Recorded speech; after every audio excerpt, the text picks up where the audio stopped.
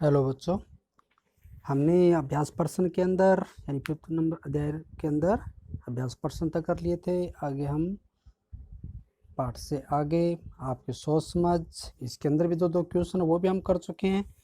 आज हम भाषा ज्ञान के अंदर अध्ययन करेंगे, जिसमें आपको पर्यायवाची शब्द, अनुस्वार, अनुनासिक, अलंकार, समरूपी, भिन्नार्थक शब्द आदि के रूप में हम इनके जो ब्लैंक्स है इनको भरते जाएंगे और आगे करते जाएंगे। तो बच्चों हम देखते हैं पहले पर्यायवाची शब्द के रूप में। तो पहला प्रश्न, तो ये आपको बुक के अंदर ही करने हैं बच्चों, वो कच्ची पेंसिल से, कोई बॉल पेन से अपनी बुक के अंदर नहीं भरेगा, याद रखना बच्चों। तो हम देखते हैं पहले मेघ शब्द के रूप में। तो मेघ कहते हैं बादल और घन। तो ये बच्चों ये थोड़ा मैंने रॉन्ग लिख दिया, इसके अंदर मेघ लिख दिया, तो यहाँ पर घन लिखना है। तो आप इसके अंदर से घन शब्द है इसको लेके यहाँ पे लिख लेंगे बच्चों, तो यानी घन और बादल, क्योंकि मेघ तो लिखा हुआ ही है। तो मेघ के जो पर्यायवाची शब्द होते हैं वो कौन से होते हैं? घन और बादल। तो यहाँ इस तरह से आप यहाँ लिख लेंगे बच्चों। नेक्स्ट चलें आगे हवा में। तो हवा कहते हैं वायु और समीर। तो इस तरह से इसको आप भर लेंगे बच्चों, समझ में आ रहा होगा आपको। फिर आगे चलें पर यहाँ पर कहते हैं पंख और डेना, यानी पंख और डेना जो पक्षी को उड़ने के काम आते हैं। आगे चलें अनूठा शब्द के अंदर देखें तो विलक्षण और अद्भुत। तो ये शब्द के रूप में लिखेंगे बच्चों पर्याय के रूप में। और आगे चलें चंद्रमा, जिसे कहते हैं शशि और राकेश। तो ये आपको जब हम अपनी जो ग्रामर नोटबुक है उसमें जो वर्क पर्यायवाची के रूप में यानी बहुत सारे ग्रामर के रूप में हम करेंगे मूल रूप से, तो उसमें भी ऐसे आपको बहुत सारे शब्द मिलेंगे। तो आपको ये बड़े काम आएंगे बच्चों, लर्न करने में भी और साथ में वर्क करने में भी ईजी रहेगा आपके लिए। तो आगे हम चलें सेकंड क्वेश्चन के अंदर, जिसमें आपको दिए गए शब्दों में अनुस्वार और अनुनासिक, यानी अनुस्वार कहते हैं जो पॉइंट के रूप में लगाते हैं ऊपर, और अनुनासिक कहते हैं जिसे चंद्र बिंदु हम जिसे कहते हैं बिंदु लगाते हुए चंद्रमा का समान बनाते हुए उसका प्रयोग करेंगे। तो बच्चों हम इसको देखते हैं। चांद यानी जिस पर चंद्र बिंदु लगेगा, सुगंध यानी अनुस्वार रहेगा, उंगलियां तो ऊ के ऊपर चंद्र बिंदु और या के ऊपर भी चंद्र बिंदु लगाते हुए करेंगे इसको। हवाएं तो एक के ऊपर चंद्र बिंदु लगेगा, बंधन यानी बंधन के रूप में बनाना है तो इसके ऊपर भी, जहाँ पर हम जो पंचम वर्ण के रूप में जो हम आधा वर्ण कहते हैं जिसे लगाते हैं, वहाँ पर हम अनुस्वार के रूप में उसका यूज करेंगे। पतंग तो पतंग के ऊपर भी, ताकि और जगह के बीच में जहाँ जगह होती है वहाँ पर हम लगाते हुए इसको लिखेंगे पतंग के रूप में। और ढंग तो अनुस्वार के रूप में ही लगाएंगे बच्चों इसके ऊपर। आँख तो इस पर चंद्र बिंदु लगाते हुए यानी अनुनासिक लगाएंगे। और कांटा तो इसके ऊपर भी अनुनासिक का प्रयोग करते हुए हम चंद्र बिंदु लगाएंगे। तो जो अनुस्वार और जो अनुनासिक होते हैं जिसे हम बिंदु के रूप में और चंद्र बिंदु के रूप में संकेतिक चिन्ह लगाते हुए हम इसका प्रयोग करते हैं बच्चों। तो आपको समझ में आ गया होगा, यानी जो अनुस्वार यानी बिंदु के रूप में लगाते हैं उसको अनुस्वार कहते हैं, और अनुनासिक की बात की जाए तो चंद्र बिंदु के रूप में संकेत चिन्ह के रूप में लगाते हुए हम इसको करते हैं। तो समझ में आ गया होगा आपको। नेक्स्ट चले आगे, ये परीक्षा के रूप में आपके बड़े उपयोगी रहने वाले हैं, तो इनको अच्छी तरह से लर्न करते जाना बच्चों। नेक्स्ट हम देखते हैं थर्ड नंबर क्वेश्चन के रूप में। तो थर्ड नंबर क्वेश्चन में क्या बच्चों देखिए, काव्य सौंदर्य बढ़ाने के साधन को अलंकार कहते हैं। तो ये एक आपके लिए इस 8th क्लास के अंदर आपके एक नए प्रश्न के रूप में रहेगा जो अलंकार के रूप में होता है बच्चों। पहले आप 7th क्लास में थे, 8th क्लास में अब आपके बुक वर्क के रूप में भाषा ज्ञान के रूप में भी ये आ रहा है। और आगे हम इसको अपनी नोटबुक जो आपकी फेयर नोटबुक होगी उसके अंदर भी हम ग्रामर के रूप में, व्याकरण के रूप में इसका कार्य करेंगे। तो आप यहाँ इस परिभाषा को बड़ी इजी सी परिभाषा दे रखी है, काव्य सौंदर्य यानी जो कोई भी हम चाहे कविता, पद या यानी पद्य भाग कोई सा भी लिखते हैं हम, जैसे काव्य खंड के रूप में, कविता के रूप में हो सकता है, पद के रूप में हो सकता है, या एक शब्द के रूप में होता है, जिसे दोहा लिखते हैं। ये सारे जितने भी मान लो काव्य खंड के रूप में होते हैं, इनके जो सौंदर्य बढ़ाने के लिए, यानी ऐसे सुंदर लगे, तो इसके लिए अनेक प्रकार के जो वर्ण होते हैं, शब्द होते हैं, उनका प्रयोग करते हुए जो कवि होते हैं वो इनमें प्रयोग करते हुए अपनी रचना के अंदर लाते हैं। जो उसके काव्य सौंदर्य है, या जो वो काव्य खंड की रचना करते हैं, वो उसमें सुंदरता आ जाती है, वो एक पढ़ने में हमें रुचिकर लगने लगता है। तो इस प्रकार के जो काव्य सौंदर्य को जो बढ़ाने के जो साधन होते हैं, उन्हें अलंकार कहते हैं। अलंकार का मतलब होता है सजाना, यानी एक प्रकार से सजावट करते हैं। ऐसे जो मालूम दोहा होता है या कोई भी काव्य खंड होता है, तो इस प्रकार के शब्दों से उसमें एक सुंदरता आ जाती है, यानी उसकी एक सजावट सी हो जाती है, तो इसलिए इसको अलंकार कहते हैं। जहाँ एक ही वर्ण की आवृत्ति एक से अधिक बार होती है, वह अनुप्रास अलंकार होता है। तो यहाँ एक अन्य जो इसका भेद होता है, ये अनुप्रास अलंकार, उसकी बात हो रही है यहाँ पर। यानी अलंकार बहुत सारे होते हैं, जिसमें मान लो काव्य सौंदर्य बढ़ाने वाले जो साधन होते हैं उसको अलंकार के कहेंगे। और अलंकार भी कई प्रकार के भेद होते हैं, जिसमें एक अनुप्रास अलंकार है, ये भी उसका एक भेद है। और इसमें मान लो वर्ण की आवृत्ति, इसमें आप देखेंगे कि जहाँ एक ही वर्ण की आवृत्ति एक से अधिक बार होती है, मतलब वर्ण समझते हो बच्चों, यानी जैसे क ख ग जो हमारी वर्णमाला है, अगर उनको मान लो जैसे क मान लो बार बार एक ही शब्द के अंदर आ रहा है, तो वर्ण की आवृत्ति हो रही है, तो वहाँ पर अनुप्रास अलंकार हो जाएगा। अब जैसे एग्जाम्पल को देखिए अच्छी तरह से, चारू चंद्र की चंचल किरणें, तो चारू चंद्र की चंचल, अभी देखो इसमें चारू में आ रहा है, चंद्र में आ रहा है, और चंचल में भी आ रहा है। तो यानी एक वाक्य है चारू चंद्र की चंचल किरणें। तो अब एक मान लो एक वाक्य लिखा है कविता के रूप में, काव्य के रूप में कवि ने, तो यहाँ पर देखो च का प्रयोग करते हुए अनेक शब्दों का प्रयोग कर लिया। तो इसमें जो च वर्ण है, ये जैसे चारू में चंद्र में और चंचल में तो इस तरह से जो मान लो ये आपको गहरे रंग में दिखाई दे रहा है, यानी वर्ण की आवृत्ति हो रही है। तो इसलिए यहाँ कहेंगे कि च वर्ण की आवृत्ति हो रही है। इसी प्रकार जिस काव्य पंक्ति में एक ही शब्द एक से अधिक बार प्रयोग में लाया जाए, तो वहाँ पर हर बार उसका अर्थ है वो भिन्न होता है। यानी पहले अपने अनुप्रास को देखते हैं बच्चों, जिस तरह से च वर्ण की आवृत्ति हो रही है, तो ये अनुप्रास अलंकार है। यानी जिसमें एक ही वर्ण की बार बार आवृत्ति होती है, यानी एक से अधिक बार उसकी आवृत्ति हो रही है, तो वो अनुप्रास अलंकार होता है। और उसी प्रकार से अगर किसी काव्य में एक ही शब्द, यानी ये तो एक वर्ण था जिस तरह च आ रहा है, लेकिन अगर उस शब्द की बात की जाए कि एक ही जैसा अगर शब्द मतलब बार बार आए और उसका अर्थ है वो भिन्न हो, तो वहाँ यमक अलंकार होता है। तो ये भी यमक अलंकार है, ये भी इसका एक भेद है, यानी अनुप्रास यमक। तो इस प्रकार से इसके कई भेद होते हैं बच्चों। तो ये हम आगे आप अपने जो ग्रामर का वर्क होगा तो उसमें पूर्ण रूप से करेंगे, लेकिन यहाँ हम इस यमक और जो अनुप्रास अलंकार दे रखा है, इसी के अनुरूप अपने भाषा ज्ञान के अंदर एक संक्षिप्त वर्ण के रूप में यहाँ पर कर रहे हैं अपना अभ्यास कार्य। और आगे हम इसको पूर्ण जो अभ्यास हमारा वो हम ग्रामर के जो अपनी ग्रामर होगी, व्याकरण होगी, उसमें से लेते हुए करेंगे। तो आज हम जैसे इस दो के अंदर ही करेंगे। और एग्जाम्पल के रूप में देखो यमक का, तो काली घटा का घमंड घटा। अब देखो बच्चों यहाँ पर घटा और घटा ये दो प्रकार से मतलब दो शब्द आ रहे हैं ऐसे। घटा यानी कि काली घटा का घमंड घटा। तो यहाँ काली घटा, तो घटा कहते हैं एक तरह से मतलब बादलों की गहरे जो मतलब विस्तृत रूप होता है उसके लिए कहा गया है। और एक घमंड घटा, घटा यानी कम हुआ। तो दो अर्थ निकल रहे हैं यहाँ पर। ये तो काली घटा का मतलब बहुत काले काले बादल बच्चों आजकल भी तो हमें दिखाई देते हैं आकाश में। कभी कभी जब बारिश का मौसम होने लगता है तो पूरी तरह चारों तरफ घनघोर घटा छा जाती है, ऐसा कहते हैं ना कि घनघोर घटा छा गया, यानी भयंकर घटा। घटा कहते हैं बहुत सारे बादलों का एक जो विशाल एक झुंड सा बन जाता है, उसको घटा कहा जाता है। और एक कहते हैं यहाँ पर घमंड घटा। घमंड घटा मतलब घमंड कम हो जाना, यानी कमी आना। घटा का मतलब कमी आना। तो यहाँ पर घटा शब्द दो बार आया, दोनों बार इसका अर्थ अलग अलग है। एक तो घटा यानी बादलों के झुंड के रूप में कहा गया, और एक घटा कम के लिए कहा गया। तो बच्चों आपको समझ में आ गया होगा कि इस प्रकार से अगर मान लो एक ही जैसे मान लो दो या दो से अधिक शब्द ऐसे आते हैं और उनका अर्थ अलग अलग रहता है, तो यमक अलंकार होता है।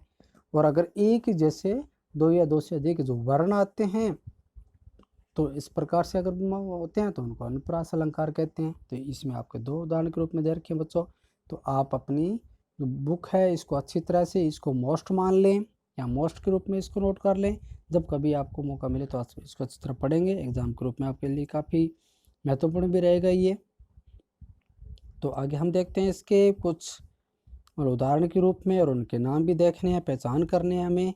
जैसे बुद्धि, बल। अब आप इसको देखते भी बड़े अच्छी तरह से, अगर आप पीछे परिभाषा समझ के आए हो तो यहाँ जो एग्जाम्पल्स हैं इनको बड़े अच्छी तरह से तुरंत पहचानते हुए करेंगे आप अपने नोटबुक के अंदर, बुक के अंदर बच्चों। यानी कि इसमें देखिए पहला, बुद्धि बल बिलसित जन्म तुम्हारा। तो हमें देखते ही पता चल रहा है कि यहाँ बुद्धि बल यानी एक जैसे कोई शब्द तो है नहीं, मतलब वर्ण की आवृत्ति हो रही है, बुद्धि में ब और बल में ब और बिलसित में भी ब, यानी 3 बार ब आ रहा है। तो ये अनुप्रास अलंकार है, समझ गए बच्चों आप। फिर आगे चले, तरनी तनुजा तट तमाल तरु और बहुत छाए। तो देखो इसको कवि ने कितनी शानदार मान लो रचना की है। तरनी तनुजा तट, देखो सब में तय ही तय आ रहा है, यानी पहला वर्ण है वो सभी के अंदर तय ही तय आ रहा है। तो ये भी वर्णों की आवर्ती हो रही है तो अनुप्रास अलंकार हो जाएगा। फिर आगे हम चले ग के अंदर, 3 बेर खाती थी, ये 3 बेर खाती है। तो यहाँ पे देखो 3 बेर बेर, खाती खाती, एक जैसा आ रहा है। तो यहाँ पर एक ही शब्द मान लो बार बार आ रहा है, मतलब 2 या 2 से अधिक बार मान लो आता है तो यमक अलंकार होता है। तो यहाँ पे भी 3 बेर बेर, खाती खाती आ रहा है, तीनों मान लो एक जैसे आ रहा है। लेकिन यह दोनों तीनों का जो मान लो ये जो शब्द है इनका अर्थ है वो हर बार अलग है। जैसे 3 बेर खाती, तो 3 बेर खाती का मतलब है यहाँ पर बेर यानी एक फल की बात हो रही है। जैसे बेर आप जानते ही हो बच्चों, खाते हैं आप, तो उनकी बात हो रही है यहाँ पर कि जो 3 बेर खाती थी, या हम ये भी कह सकते हैं पहले कि जो 3 बार खाना खाती थी। यहाँ पर 3 बार, पहले तो बच्चों यहाँ पर 3 बार के लिए कहा गया है कि 3 बार जो खाना खाती थी वे 3 बेर खाती है। यानी यहाँ पर ये एक जो उस समय की बात है जब मुगल और जो शिवाजी हम हमारे महाराष्ट्र के तो हमारे प्रसिद्ध महाराजा रहे हैं, हमारे प्रसिद्ध महापुरुष रहे हैं, तो उनकी बात हो रही है यहाँ पर जो राजा के रूप में थे। कि जब शिवाजी का मान लो उस समय जो उनकी मान्यता थी उनकी वजह से जो मुसलमान या मुस्लिम जो शासक थे उनकी स्त्रियां डरते हुए या इसके शासक थे वो शिवाजी से डरते हुए जंगलों में भाग गए थे। यानी जो महल में रहकर जो पहले 3 बार खाना खाती थी, आज वो ही शिवाजी के डर के कारण, उनके पराक्रम के कारण वो जंगल में रहते हुए केवल 3 बेर जो एक फल होता है वो बड़ी मुश्किल से उनको मिल पाते हैं। तो ये उस अर्थ में रखा गया, एक काव्यखंड से लिया गया एक पंक्ति है बच्चों। तो यहाँ उसका अर्थ यही है कि जो पहले 3 बार खाना खाती थी अब वो केवल 3 बेर ही खाती है। तो यहाँ पर जो 3 बेर खाती थी और 3 बेर खाती, मतलब दोनों का जो शब्द है इनमें आए हुए वो अलग अलग हैं। तो यहाँ पर यमक अलंकार हो जाएगा बच्चों। फिर आगे चले हम कह के अंदर, कनक कनक ते सोगुनी मादकता हदिकाए। तो यहाँ 2 बार शब्द की आवृत्ति हो रही है, कनक कनक, तो ये शब्द के रूप में आ रहे हैं। तो एक कनक तो बच्चा वो तो होता है धतूरा, जिसे मतलब एक नशे के रूप में, मादकता के रूप में मान लो प्रयोग किया जाता है, जिसके मान लो नशा काफ़ी होता है उसको मान लो ग्रहण करने से। और एक कनक का मतलब होता है सोना, सवर्ण, सवर्ण जिससे कहते हैं सोना, जो सोना चांदी जो जेवरात बनाए जाते हैं उसकी बात हो रही है। तो उसका भी बड़ा नशा होता है, यानी बहुत ज़्यादा जो सोना पहन लेता है तो उसको भी एक नशा सा हो जाता है कि उसके पास इतने सारे आभूषण हैं, उसको भी अलग प्रकार का एक घमंड सा हो जाता है, नशा सा छा जाता है उसका। तो यहाँ उस रूप में यहाँ पर कहा गया भाई कनक कनक ते सोगुनी मादकता अधिकाए, यानी चाहे सोना हो चाहे धतूरा हो, दोनों का ही सेवन करने से या ग्रहण करने से एक तरह मादकता बहुत अधिक छा जाती है, यानी उसको नशा बहुत अधिक हो जाता है। तो यहाँ पर कनक कनक दोनों का अलग अलग अर्थ निकल रहा है, तो यहाँ पर भी यमक अलंकार है। फिर आगे चले हम आखिरी के अंदर, दूसरा है सोता सुर शीश पर। तो दूसरा है सोता सुर शीश पर। तो देखो यहाँ पर ऐसे कोई शब्द तो एक जैसे आ नहीं रहे, यहाँ पर से यमक अलंकार नहीं है। और हम अगर अनुप्रास के रूप में देखें तो यहाँ पे देखियो सोता में स, सुर के अंदर स, और शीश, शीश पर भी स, यानी इस प्रकार से जो तीन जो शब्द हैं तीनों में स वर्ण की आवृत्ति हो रही है, अतः यहाँ पर अनुप्रास अलंकार हो जाएगा। तो बच्चों आपको अच्छी तरह समझ में आ गया होगा इसको। फिर हमें किस प्रकार से इसको करना है थर्ड क्वेश्चन के अंदर। तो आगे हम नेक्स्ट में चलते हैं क्वेश्चन नंबर 4 के अंदर, जिसमें देखिए बच्चों दिए गए समरूपी भिन्नार्थक शब्दों के अर्थ लिखकर उनका वाक्य प्रयोग कीजिए। तो यहाँ पर आप वाक्य में प्रयोग करना है। तो ये बच्चों आपको अपनी नोटबुक में लिखेंगे, क्योंकि आप बुक में आप लिख नहीं पाएंगे और काफ़ी मोस्ट भी है, और हम एग्ज़ाम की दृष्टि भी काफ़ी मोस्ट है ये। तो इन शब्दों का हम जो मूल अपनी जो ग्रामर है या व्याकरण, हमारी फेयर व्याकरण नोटबुक होगी उसके अंदर करेंगे आप। उसमें भी हम आगे और भी बहुत सारे कार्य करेंगे, इसमें समरूपी जो भिन्नार्थक शब्द हैं उनमें को भी करेंगे। तो आप उसमें एक पेज पर अपने जो अध्याय नंबर है उसको लिखते हुए इसको कर लेंगे। जिसमें क्या नंबर देखिए बच्चों कली, और आपको वैसे भी इसको सेंड भी कर देंगे इसके जो समरूपी भिन्नार्थक शब्द है उनको लिखकर। तो यहाँ कली कहते हैं एक फूल खिलने से पूर्व जो स्थिति होती है, इन फूल खिलने से पहले जो उसकी जो स्थिति होती है या अवस्था होती है उसको कली कहते हैं।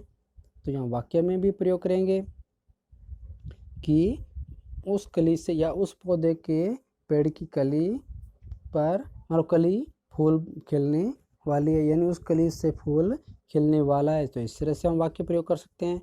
और एक कली कहते हैं यानी जो काले के रूप में होती है उसको रूप में कहा जाता है, तो काला अर्थ रह जाता है। तो इस भी अपने अलग प्रकार से इसका प्रयोग कर लेंगे बच्चों। और बाकी आपको इसमें लिखते हुए इसको सेंड भी कर देंगे अच्छी तरह से, आपको समझ में भी आ जाएगा। नेक्स्ट चले हम आगे ख के अंदर कुल। तो कुल कहते हैं वंश को या योग को भी कहते हैं कुल, यानी टोटल जिसे हम इंग्लिश में कहते हैं। तो यहाँ पर कुल का अर्थ है योग या मान लो वंश के रूप में कहते हैं। और एक कुल, तो एक कुल में कहते हैं बच्चों नदी का जो किनारा होता है उसके लिए कहा गया है। तो यहाँ पर कुल के रूप में बात करें तो राम का कुल मतलब सूर्यवंशी था। तो ये इस तरह से हम कह सकते हैं, वाक्य में प्रयोग कर लेंगे। और एक कुल तो यानी गंगा नदी के कुल पर जो ऋषि मुनि है स्नान करते हैं। तो इस तरह से मान लो इसका वाक्य में प्रयोग कर सकते हैं बच्चों। यानी इस शब्द का जो शब्द दिए हुए हैं समरूपी भिन्नार्थक इनका प्रयोग करना है। नेक्स्ट हम गए के अंदर चलें तो शाम। तो शाम यानी शाम जो सूर्य ढलने की जो स्थिति होती है उसकी बात हो रही है। तो यहाँ पर हम इस तरह से कह सकते हैं शाम होते ही सभी बच्चे अपने घरों की ओर लौटने लगे। तो इस तरह से हम कह सकते हैं। और श्याम तो यानी श्याम तो भगवान श्री कृष्ण के रूप में मालूम कह सकते हैं। वाक्य हम प्रयोग करें तो यहाँ पर श्याम काले रंग के रूप में कहते हैं या सांवला रंग को कहते हैं। तो यहाँ पर भगवान श्री कृष्ण के लिए कह सकते हैं कि श्याम वर्ण भगवान श्री कृष्ण मालूम कह सकते हैं गोकुल के अंदर, या कह सकते हैं नंदगांव के अंदर अपनी बाल लीलाएँ करते थे। तो इस तरह से कह सकते हैं बच्चों, वाक्य में प्रयोग कर लेंगे हम इनका। फिर आगे चलें सुर। तो सुर कहते हैं देवता। सुर किसे कहते हैं बच्चों? देवता को कहते हैं। तो यहाँ पर हम कह सकते हैं भगवान विष्णु ने सुर थे उनकी सहायता की। तो इस तरह से हम वाक्य में प्रयोग करते हुए इसको लिख सकते हैं बच्चों। समझ में आ रहा होगा बच्चों आपको। फिर आगे हम चलें नेक्स्ट के रूप में, जिसमें सूर दे रखा है। तो सूर का अंदर लिखेंगे हम जो अंधा होता है या जो आँखों से जो अंधा होता है उसके लिए कहा जाता है यहाँ पर। तो यहाँ पर कहेंगे जो सूर होते हैं उनका जो अंतर्मन ही या उनका जो मालूम जो बुद्धि है वो ही उनका मानो तीसरा नेत्र होता है। तो इस तरह से हम कह सकते हैं। और बड़ाई कहते हैं प्रशंसा। तो यहाँ पर कहेंगे गुरु ने अपने शिष्य की बड़ाई की, प्रशंसा की, ऐसे रूप लिख सकते हैं। तो यानी इन शब्दों का प्रयोग करते हुए लिखना है बच्चों। तो यानी बड़ाई की ऐसा लिख देंगे। और बढ़ाई कहते हैं जो लकड़ी का कार्य करने वाला होता है, तो उसको कहेंगे नहीं ये वो तो बढ़ाई होता है बच्चों। या बढ़ाई मत ये भी हो सकता है कि बढ़ाना, मतलब इसमें कह सकते हैं हम बढ़ाना का यानी बढ़ाना कह सकते हैं, बढ़ाई मतलब अत्यधिक बढ़ाना। तो यहाँ पर कहेंगे राम ने अपनी गति को और ज़्यादा बढ़ाई, यानी गति को और ज़्यादा बढ़ाई। तो ये एक स्त्रीलिंग शब्द के रूप में है, तो इस तरह से हम इसको अपना प्रयोग कर सकते हैं इसमें। तो बच्चों आपको समझ में आ गए होंगे भिन्नार्थक शब्द के रूप में। आगे हम चलें रचनात्मक कार्य के रूप में। तो रचनात्मक कार्य में देखिए संवाद लेखन, जो आप 7th क्लास में भी कर चुके हैं और आपको इनकी पहचान भी होगी। तो हम देखते हैं पहले इस संवाद के अंदर क्या दिया गया है। कि दिए गए संवाद को पढ़िए और आगे बढ़ाइए जिससे सीख मिले कि मनुष्य के गुणों से ही उसकी पहचान होती है। तो यहाँ मनुष्य के गुणों से ही उसकी पहचान की बात हो रही है, यानी कि जो व्यक्ति जितना गुणी होगा, जितना मान लो जिसमें अनेक प्रकार के गुण होंगे, वही उस व्यक्ति को पहचान दिलाती है समाज के अंदर। तो उनकी बात हो रही है। तो आगे हम चलें कि किस प्रकार से दो जो यहाँ पर सहेलियाँ हैं, मीना और रुचि, किस प्रकार से वो आपस में बातचीत करी है, या गुणों की जो बात हो रही है उनकी बात कर रही है। तो हम देखते हैं मीना, रुचि उन गुलाब के फूलों को देखो। तो यहाँ पर ये जो अल्प विराम होता है बच्चों, इनका प्रयोग करते हुए लिखेंगे। और एक जिसको संबोधन करते हुए जो बात कही जाती है, तो उसको भी आप हमेशा विस्मयादि चिन्ह लगता है इसका प्रयोग करेंगे, जिस तरह से इस वाक्य में यहाँ पर किया गया है। भाई रुचि उन गुलाब के फूलों को देखो कितने सुंदर लग रहे हैं। तो यहाँ पर विस्मयादि चिन्ह का प्रयोग है, यानी कि वो एक तरह से संबोधन करते हुए पहले कह रही है। ये सबसे पहले के अर्थ में होता है, जब भी संबोधन किया जाता है, किसी को पुकारा जाता है उस रूप में, तो विस्मयादि चिन्ह का प्रयोग करेंगे बच्चों। फिर आगे रुचि जैसे जवाब दे रही है, हाँ मुझे तो गुलाब की खुशबू बहुत अच्छी लगती है, यानी ये उसके आंसर के रूप में कह रही है। तो पूर्ण विराम का प्रयोग करते हुए लिखेंगे।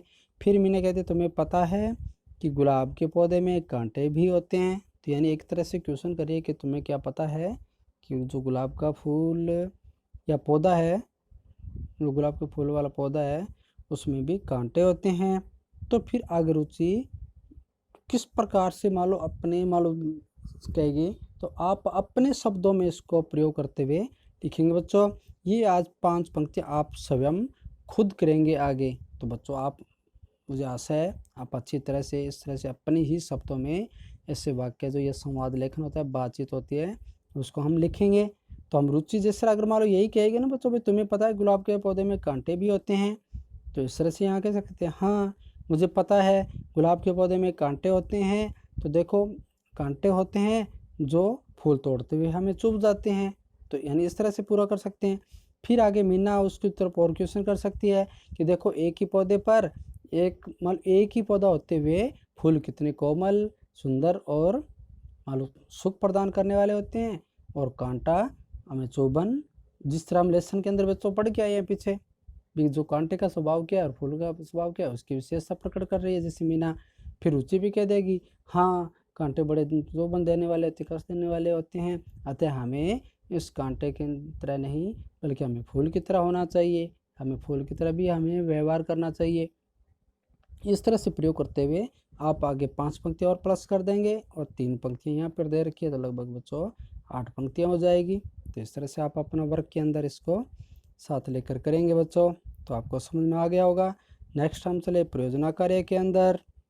तो इस प्रयोजना कार्य में देखिए बच्चों, दिए गए लेखक लेखिकाओं के चित्र एक चार्ट पेपर पर चिपकाकर उनकी 2-2 रचनाएं लिखिए। तो यहाँ इतने बहुत सारे नाम दे रखे हैं बच्चों, महादेवी वर्मा, मुंशी प्रेमचंद, रामचंद्र शुक्ल, हजारी प्रसाद द्विवेदी, सुमित्रा नंदन पंत, गुलाब राय। तो ये अनेक, इनमें से कुछ जो राइटर हैं, कवि हैं, लेखक हैं, उनके बारे में हम पढ़ भी चुके हैं अपने अध्यायों के अंदर। तो हम यहाँ पर 2 ही आपके लिए रखते हैं कि लेखक और लेखिका के रूप में। तो इनको आप अपनी जो नोटबुक है उसके अंदर प्रिंट, उनकी जो फ़ोटो है वो चिपका लेंगे, और उनकी 2 रचनाएं भी लिखेंगे। तो बच्चों आप अपनी नोटबुक में न लेकर बल्कि एक चार्ट तैयार करेंगे, प्रत्येक बच्चा एक एक चार्ट तैयार कर लेगा, और उस एक ही चार्ट के ऊपर आप महादेवी वर्मा और सुमित्रा नंदन पंत, ये आप नेट पर सर्च करके उसकी फ़ोटो निकाल कर प्रिंट करवा सकते हैं। तो प्रिंट निकलवा सकते हैं आप सर्च करते जब भी आपको मौका मिले, और उसके रूप में आप चार्ट के ऊपर एक सुंदर सा चित्र लगाकर और फिर उनकी जो रचनाएं हैं ये आप अच्छी तरह से लिख सकते हैं सुंदर सुंदर स्केच के द्वारा। और चार्ट को अच्छा सुंदर उसकी बाइंडिंग करते हुए किनारी है जो उसकी, उसको आप अच्छी तरह से उसकी जो फ्रेम लगाते हुए कलर के द्वारा सुंदर सा एक चार्ट तैयार करेंगे। और सुमित्रा नंदन पंत को तो हम फर्स्ट अध्याय के अंदर ही पढ़ चुके हैं, और उनको वहाँ पर आपको दो रचनाएं भी मिलेगी और वहाँ पर उनका चित्र भी मिलेगा।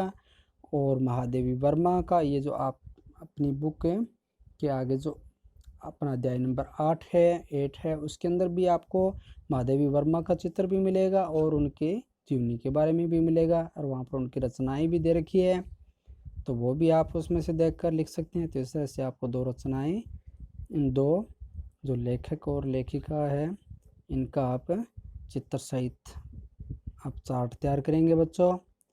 तो ये आपका एक्टिविटी के रूप में रहेगा। नेक्स्ट हम चलें आगे। किसी एक ऐसी महान व्यक्ति का जीवन परिचय लिखिए जिन कार्यों से आपको कुछ करने की प्रेरणा मिलती है और आपके मन में आशा का संचार भी होता है। तो ऐसे महान व्यक्ति के रूप में हम सुभाष चंद्र बोस, महात्मा गांधी, या सुभाष ये भगत है ना सिंह यानी शहीद भगत सिंह, या बिस्मिल्लाह खां, इनकी कोई भी एक ऐसे महान पुरुष का आप उनका जीवन परिचय जानते हुए उनसे आपको क्या प्रेरणा मिलती है और आपके मन में किस प्रकार के आशा का संचार होता है, तो आप ऐसे व्यक्ति का वर्णन यहाँ पर बच्चों आप कर सकते हैं। यह आपका परियोजना निर्माण के कार्य में है। फिर आगे नेक्स्ट देखते हैं। कांटे बोना मुहावरे का अर्थ होता है निंदा करना। तो यहाँ इसी तरह आप भी कांटा शब्द के प्रयोग से कुछ और मुहावरे ढूंढकर उन्हें अर्थ सहित लिखिए। तो ये बच्चों आप जो मुहावरे जितने आपके पास आपकी ग्रामर है, पीछे की भी आपके पास ग्रामर हो सकती है या आपके पास न्यू ग्रामर भी हो सकती है, तो उस ग्रामर के अंदर से कांटे बोना जो शब्द हैं उसमें से लेकर आप कम से कम 3 शब्द ऐसे छांटेंगे जो कांटे बोना के रूप में हैं, उनको आप छांटकर उनको लिखते हुए उनका अर्थ व वाक्य प्रयोग आप करेंगे बच्चों। तो आप अच्छी तरह से इनको 3 ऐसे शब्द मान लो ऐसे ढूंढ लेंगे आप वाक्य, और उनका वाक्य प्रयोग भी कर लेंगे अर्थ सहित। तो आपको समझ में आ गया होगा बच्चों। आगे हम चले शोध कार्य के रूप में। कौन कौन से ऐसे पौधे हैं जिन पर फूल और कांटे दोनों रहते हैं? तो इससे भी आपको जिस पर फूल भी लगते हैं और कांटे भी लगते हैं, तो ऐसे कौन कौन से पौधे हैं? तो ये भी आप 2 या 3 ऐसे पौधों के नाम आप ढूंढकर लिखेंगे जिन पर फूल भी लगते हैं और कांटे भी लगते हैं। तो नेक्स्ट हम चले आगे लास्ट क्वेश्चन के रूप में देखते हैं। तितली और भौरे फूलों से अपना भोजन कैसे प्राप्त करते हैं? तो तितली और भौरे फूलों से अपना भोजन किस प्रकार या कैसे प्राप्त करते हैं? तो ये बच्चों आप साइंस में खूब पढ़ चुके होंगे। आप साइंस में आपके ऐसे चैप्टर में भी होते हैं और ऐसे क्वेश्चन भी होते हैं। तितली और भौरे जो अपना रस बनाते हैं, तो ये आपको तो पता ही है कि उनके मुख के आगे ऐसी एक आहार नलिका लगी हुई होती है, जो वह फूल के जो प्रांगण या जहाँ पर रस जो भंडार होता है फूल का, जहाँ से वो फूल के अंदर चारों ओर जो रस है वो प्रवाहित होता है, तो उस रस जो भंडार होता है उसके अंदर वो अपनी जो आहार नलिका जो रूपी जो नली लगी होती है इनके मुंह के आगे, जो ये तितली और जो ये भौरे हैं उनके आगे, तो वो उस रस भंडार में वो जो आहार नलिका को चुबा देते हैं और वहीं से वो रस खींचना शुरू कर देते हैं। रस खींचते हुए अपना जो भोजन बनाते हैं। तो इस तरह से रूप में ऐसे भोजन प्राप्त करते हैं बच्चों। बाकी आप साइंस के अंदर इनका अच्छी तरह से सर्च कर सकते हैं कि तितली और भौरे अपना भोजन कैसे बनाते हैं। तो इस तरह से वहाँ पर भी आपको विस्तृत जानकारी मिल सकती है बच्चों। तो आज हम अध्याय हमारा यहाँ कंप्लीट होता है 5th नंबर। बाकी का आपका जो वर्क के रूप में है इसमें वो आपको मैं जो मान लो आपको एक पिक के रूप में इस बुक के अंदर से सेंड कर दूंगा, जहाँ पर आपको खुद परियोजना के रूप में जो कार्य करना है ये खुद सेल्फ करेंगे बच्चों। आप बार बार आप इसमें क्वेश्चन मत किया करो। हाँ, आपको कुछ इसमें कुछ समझ में न आए, कुछ समझ में नहीं आ रहा उसको आप पूछ सकते हैं। बाकी जो वर्क बच्चों आपको करना है वो आप खुद अपनी तर्क शक्ति से, अपनी एबिलिटी से किया करो बच्चों। आप जो अपने शब्दों में जैसा भी आंसर रखोगे आप इसका, आपके लिए सही होगा, क्योंकि आप अपने अभिव्यक्ति में अभी हर कोई व्यक्ति स्वतंत्र होता है अपने विचारों का आदान प्रदान करना। तो यहाँ पर आप अपने शब्दों के अंदर जो भी आप लिखेंगे, जो भी आप कार्य करेंगे वो आपके अच्छा होगा। और जहाँ पर अगर कोई समस्या या कुछ प्रॉब्लम या समस्या आएगी किसी आंसर में, या कोई आपका जो आंसर है वो गलत नज़र आएगा, तो वहाँ आपको समझाया जाएगा कि ऐसा नहीं, आपको ऐसा करना चाहिए। इस तरह से आप अपने अभिव्यक्ति करेंगे बच्चों, आप नकल की कम कोशिश और खुद अपनी तर्क शक्ति का प्रयोग करेंगे बच्चों। तो इस तरह से हम आगे वर्क ग्रामर के रूप में स्टार्ट करेंगे। इस लेसन के बाद कंप्लीट होने पर मंडे तक आपकी नोटबुक सभी वर्क के साथ आनी चाहिए बच्चों। पूरा वर्क आपका कंप्लीट मिलना चाहिए। तो मंडे तक आप अपना पूरा वर्क कंप्लीट करें और अपनी नोटबुक विद्यालय में भेजेंगे सभी के सभी बच्चे। और कल आपका टेस्ट भी रहेगा, तो उस टेस्ट के लिए भी आपको बता दिया जाएगा कि आपके कौन सा लेसन, वैसे लेसन आपको बताया हुआ है बच्चों। 2 नंबर लेसन आपका टेस्ट के लिए रहेगा, तो उसके लिए अच्छी तरह से आप रेडी हो जाइए। और आपको बता दिया जाएगा कल आपको टेस्ट किस समय लिखवाया जाएगा, तो वो आपको मैसेज सेंड कर देंगे बच्चों। जय हिंद।